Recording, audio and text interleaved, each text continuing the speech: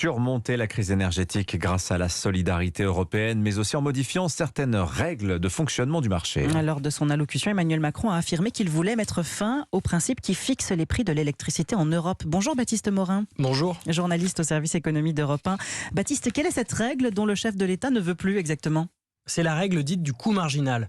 Le prix de l'électricité est calculé sur la base du coût du dernier moyen de production sollicité pour en produire. Lorsque la demande est forte, comme en ce moment, ce sont les centrales à gaz qui produisent. Donc, le prix de l'électricité est corrélé au prix du gaz. Ce qu'il faut bien comprendre, c'est qu'à l'origine, cette règle a été pensée pour encourager les différentes centrales à produire. C'est grâce à cette règle, par exemple, que les énergies renouvelables ont pu se développer alors que leur coût était au départ très élevé. C'est aussi grâce à elle qu'EDF a longtemps vendu de l'électricité nucléaire peu chère à produire à un prix plus élevé en Europe. Mais c'est vrai qu'aujourd'hui, alors que le prix du mégawattheure a atteint 1 000 € avant de se stabiliser autour de 600 €, la règle semble avoir atteint une limite. Alors Baptiste, qui sont, s'il y en a, les bénéficiaires de cette hausse des prix ? De fait, lorsque le prix du gaz fait référence, les autres moyens de production permettent de vendre de l'électricité bien plus chère qu'elle ne leur coûte à produire. Mais comme l'explique l'économiste Jacques Percebois, spécialiste des questions énergétiques, ce ne sont pas les fournisseurs qui encaissent des bénéfices. Les fournisseurs, ils sont mal parce qu'ils revendent souvent moins cher qu'ils achètent. Non, ceux qui gagnent, c'est les producteurs.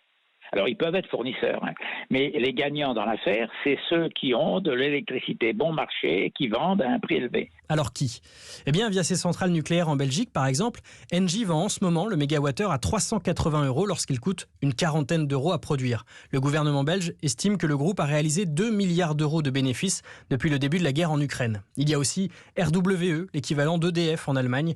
RWE gère 5 centrales à charbon et la société a enregistré près de 3 milliards d'euros de bénéfices au premier semestre. Alors c'est énorme, mais ces producteurs respectent les règles du marché et ces bénéfices de circonstance sont souvent réinvestis. RWE, dont je viens de vous parler, a décidé d'augmenter ses investissements dans les énergies renouvelables de 30%. Baptiste Morin. Oui.